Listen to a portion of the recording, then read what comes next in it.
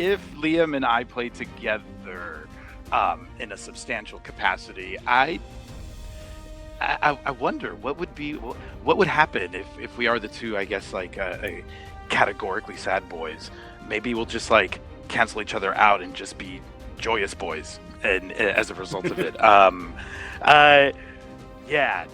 Now I kind of want to test that. Welcome to the Character Sheet, your home for all things fantasy and TTRPG news. And today we are joined by a very special guest. You may know him from his many Critical Role appearances. You may know him from Tales Unrolled. You may know him for his last interview on this channel after he brought back Xerxus on The Legend of Vox Machina. It is the one and only Luis Carazo. Luis, thank you so much for joining us again. Hey, it's good to be here. Hi, everybody. And with Campaign 4, whenever we talk to a Campaign 4 cast member, I always want to kind of start with the same question, and that is, how did you find out that you were going to be a part of Campaign 4, and like, what was that like? I found out through a phone call. I think Marisha texted me and said, "Hey, we have something cooking. Do you have a moment to chat?" And I think at this point I was in DC doing something at Washington DC. So we had I called her back. She laid it out, and I was like, "Oh, yeah, duh, count me in." So that it was pretty quick and straightforward, and an obvious answer on my part to want to be a part of this adventure. Oh, fantastic. And to be fair, that seems to be the common thread from all the cast members we've talked to so far. The ones that weren't part of Campaign 3 were just like, yeah, we got a phone call from Marisha, like, sort of out of the blue one day.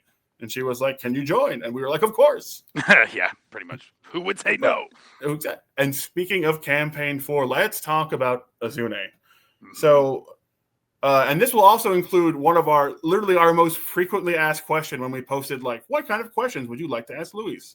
And the one was, what inspired your creation of Azune? And people are especially fascinated by the birthmark and like the sunset eyes. But also, the number one question was, are you intentionally trying to dethrone Liam as the certified king of the sad boys? That's funny. Absolutely not. It's so funny because I don't even consider myself a sad boy at all. But you know,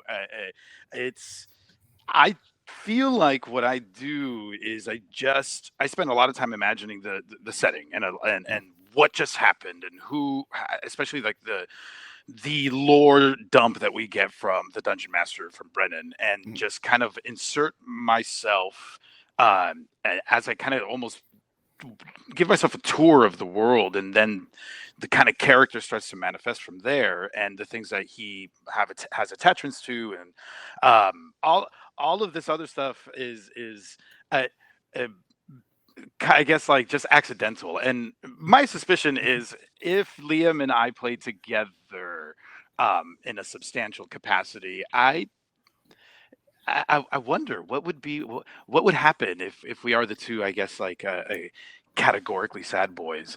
Maybe we'll just like cancel each other out and just be joyous boys, and as a result of it, yeah. Now I kind of want to test that, just because there's a part of me that's like has that in me. Let's see who cries the most, and we'll collect the tears and and then distribute them amongst the critters. Oh, amazing. And I think it's a way, because I was thinking about that question earlier, and it feels to me like your characters are much more about the choices and the journey that lead to the tragedy, and Liam's characters are much more about sitting in the aftermath of the tragedy, if that makes sense.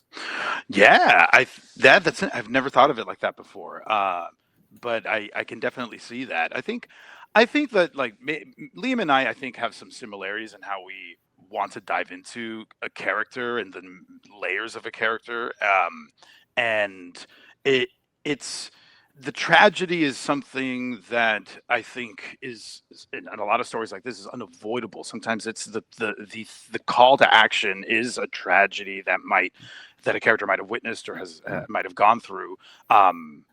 That's not always the case for me. Sometimes I've deliberately created characters that have no tragedy, and then like just kind of go out into the world and have other things that motivate them. Yeah, I want to think about that a little bit, like how you articulated it, because it is interesting to see all the different ways that tragedy comes to find you in story, or you find yourself pulled into it as a part of the evolution of a character. Um, that's cool. And another Azune question, besides the eyes, people are also very excited about like his choice of weapon, which you don't see a lot on the show. And now, as an unbiased observer, are you Team Warhammer or Team Sword? Because you play Paladins that have used both. I have. I like. I don't know. I'm so bored of a longsword. And so I just kind of want to try to find something that is an alternative to that. And I've done maces, I've done morning stars, I've done, I like, the halberds and glaives. And if I'm going to, go heavy weapon. So I wanted to find something that wasn't a longsword, and also we're using 2024 rules, so the weapon mastery properties are something that came into play for that as well, because Azune is a trained soldier, and so he would have experimented with weapon mastery and would have picked something that is conducive to how he fights.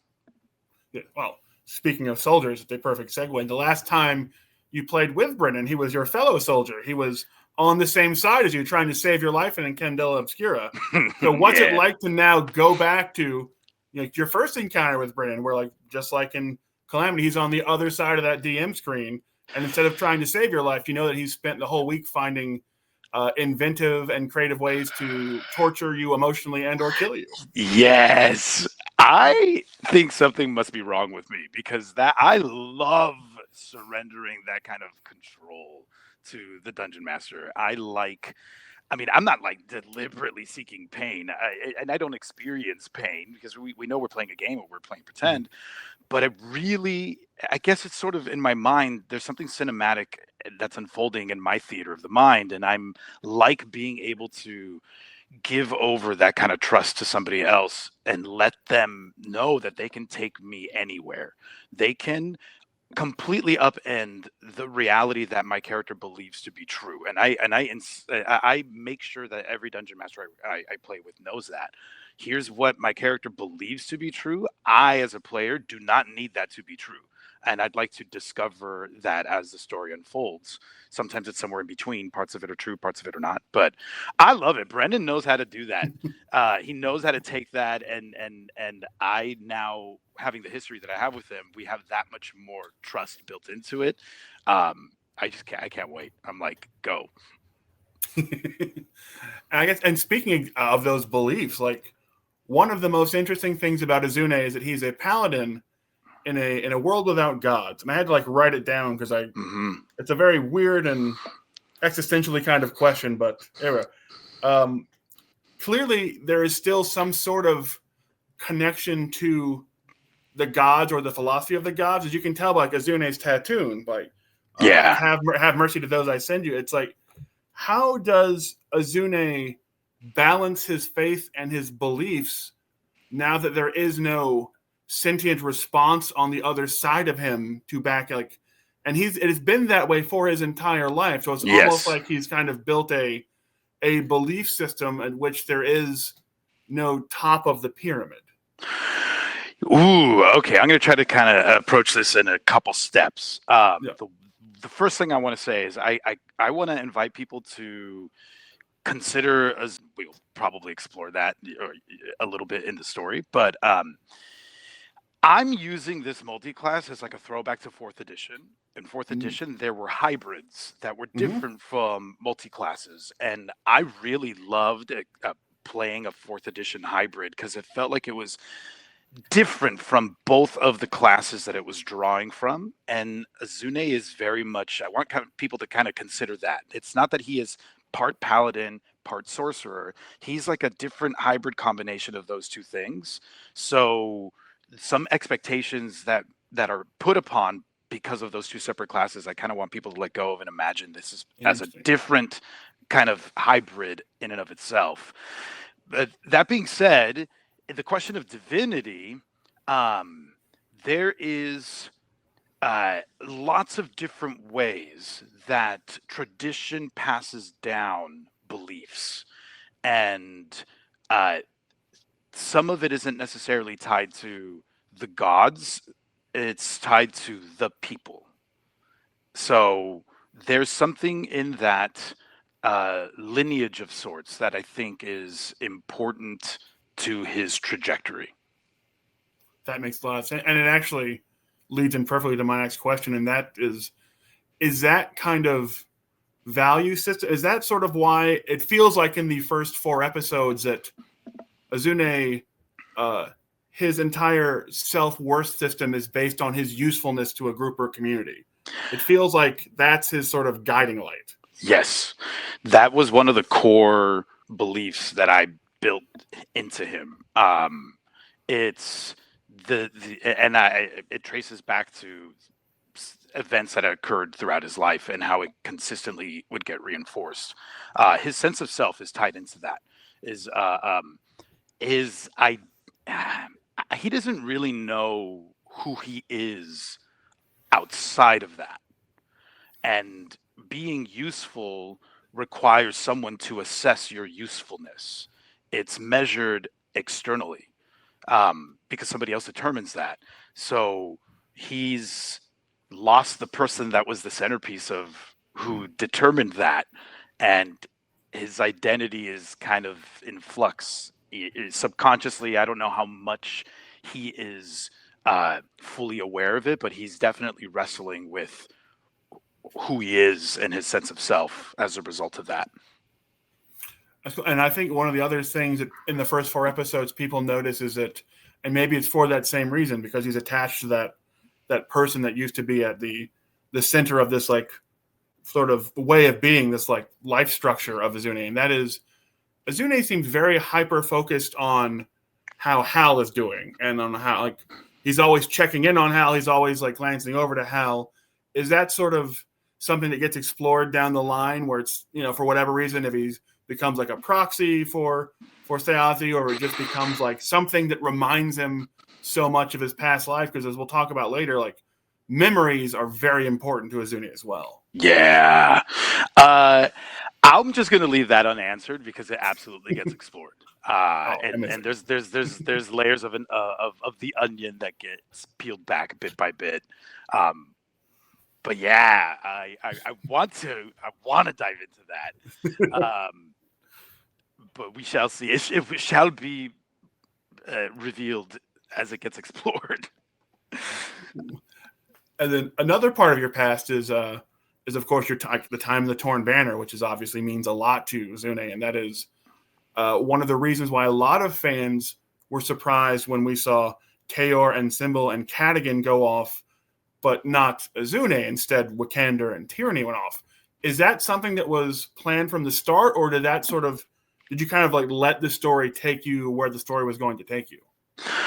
That was loosely planned from the start, but my understanding was that even in the overture, change was absolutely possible. Oh yeah, And I know what I wanted to do is, maybe because I wanted to torture myself, I wanted to create a character who clearly would have been at home in one aspect of this adventure at one type of table, but I didn't want him to end up there right away. I wanted him to be like a fish out of water and have to struggle with being somewhere that he was not a proper fit for. yes, and yeah, we will not talk about spoilers, but I very much hope that in episode 7 or 8, whenever we get to the other tables, that we see him. I would love to see him as a schemer, just someone that's like, maybe that's the whole reason he's been forced to join like the Revolutionary Guard in the first place. Like there's so many interesting little dichotomies and interesting little things that seem like slightly different than you would imagine from Azune, which makes it such an interesting character because you can't really predict what will happen. That I love hearing that. I do think we'll find out, and he's a slow burn, and you're not gonna know him right away. You're gonna get to know bits of him, and then the whole will start to come together in some way. Yeah. Yeah, I think that makes sense. You can't, if everyone is Wikander, you just can't spend every single episode just being continuously like shocked and aghast as like this huge backstory rolls out. But yeah, one of the other cool things with Azune is it's your second time on Critical Role playing a paladin And while they, on surface level, have some similarities, they're both paladins that, like, in some way kind of fail to protect the people very close to them in a way that they find, like, personally very hurtful. Mm-hmm. But also, they approach things in a very different way. And so how would you describe maybe the biggest differences between Zerxus and Azune? Oh my gosh. I think what I really wanted to explore with Zerxus was someone who had such a strong sense of self, an overpowered sense of self, and such a deeply carved out, narrow scope of what he needed to do and intended to do. That sense of like such deep conviction. Azune is the opposite. Like Azune is not a grown man like Zerxus was. Azune is pliable. He is in flux, and everything about him is in flux. Like his entire personality can evolve, and I've kind of, one of the things that I was curious about is who he is depending on who he's in the presence of. Like what parts of him are pulled out of him in depending on who he's in conversation with. And Zerxus was just so who he was, no matter what.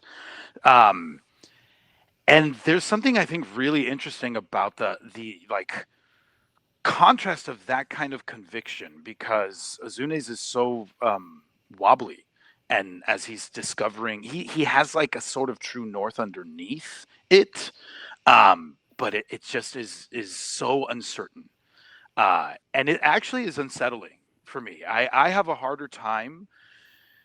I've had times in the moment where I was like, I would have a choice that would come to mind and play, and I would be like, that's me.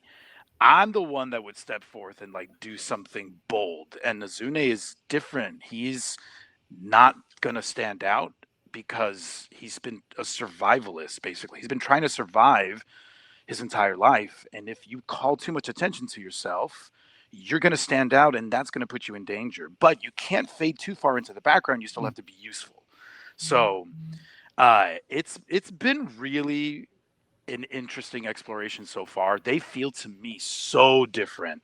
And I think at the core of it is how well they know themselves. Zerxus knew himself really well, unapologetically. And Azune's doesn't. Yeah, it reminds me a lot of ways, and maybe it's my nonsense psychology minor, but it feels like Zerxus is very much like the ego, and then Azune is very much the super ego. Like one is very centered on themselves, and one is very externally influenced. Like one tries to project himself into the world, and one tries to make the world like fit around him.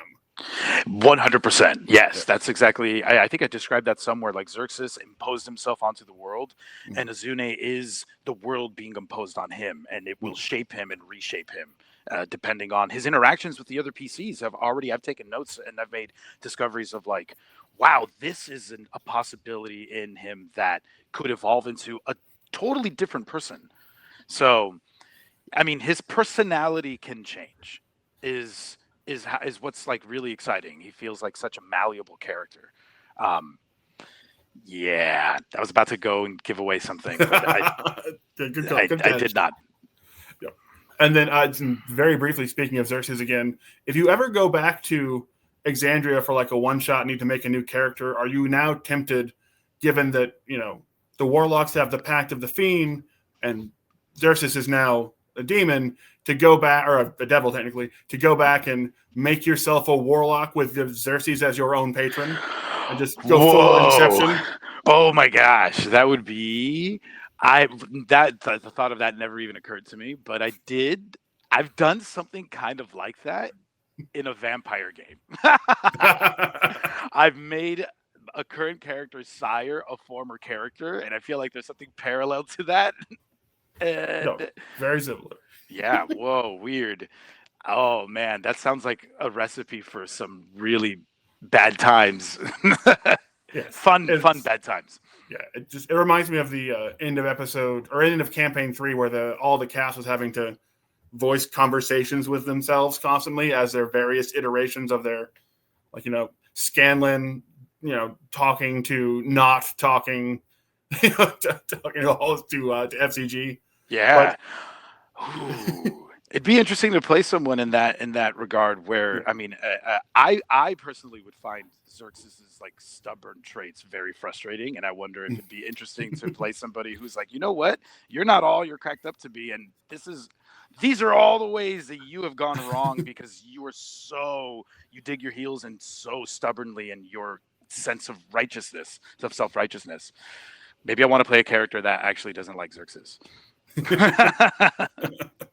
Then, like, one last campaign 4 question, then we'll jump on to the lightning round, and that is clearly death and memories and like keeping things alive in a very sort of internal sense matters a lot to Azune. It's why he's had like the tattoo. It's the way he recites the names of the dead from the torn banner.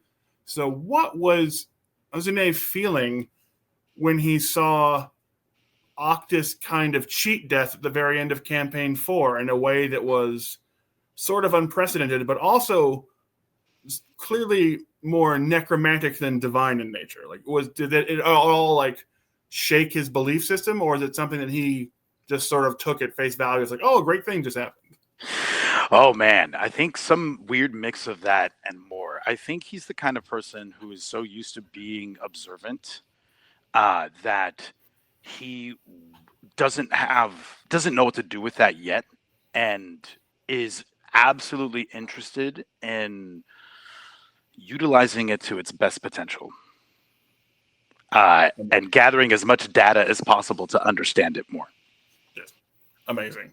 And then we do this every time we have a Critical Role cast member on. It is time once again for the lightning round.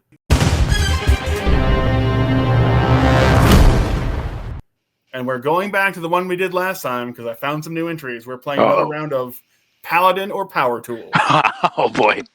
You get to tell me if it is the name of a paladin from some form of media or the name of a tool manufacturer. And there's a weirdly large amount of overlap. I love it. Let's go. So we're going to start out with Makoa. Makoa Paladin. It is a paladin from the game Paladins. Oh, nice. Next is Mafel. Mafel? That sounds like a paladin to me. It's a German power tool manufacturer. Man. Wow. Next is Sortimo. Sortimo power tool. It is another German power tool manufacturer. Wow. These are my two favorites back to back. Bomb King. Bomb King, please be a paladin. It is a paladin. Yes. It's awesome. One of the main characters from the game Paladins. King Dick. I want that to be a power tool. It is an English brand of power tools. Oh, no. Boros. Boros sounds actually kind of like, I mean, I'll go paladin for that.